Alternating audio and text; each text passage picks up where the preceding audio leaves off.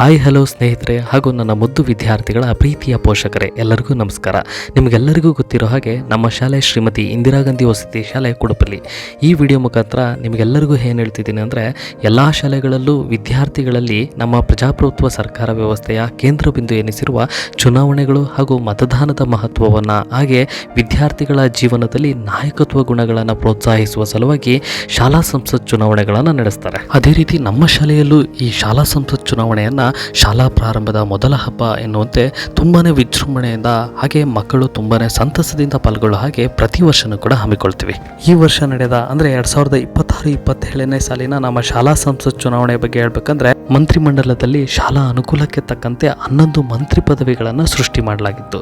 ಪ್ರತಿ ಮಂತ್ರಿ ಪದವಿಗಳನ್ನು 11 ಚುನಾವಣಾ ಕ್ಷೇತ್ರಗಳಂತೆ ನಿರ್ಮಿಸಲಾಗಿತ್ತು. ಹಾಗೆ ಪ್ರತಿ ಚುನಾವಣಾ ಕ್ಷೇತ್ರಗಳಿಗೂ ಒಬ್ಬೊಬ್ಬ ಶಿಕ್ಷಕರು ಚುನಾವಣಾಧಿಕಾರಿಗಳಾಗಿದ್ದು, ವಿದ್ಯಾರ್ಥಿಗಳು ತಮಗೆ ಆಸಕ್ತಿ ಇರುವ ಮಂತ್ರಿ ಪದವಿಗಾಗಿ ನಾಮಪತ್ರವನ್ನು ಸೂಚಿಸಿದ ಚುನಾವಣಾಧಿಕಾರಿಗಳಿಗೆ ಸಲ್ಲಿಸುವಂತಹ ವ್ಯವಸ್ಥೆಯನ್ನು ನಿರ್ಮಾಣ ಮಾಡಲಾಗಿತ್ತು.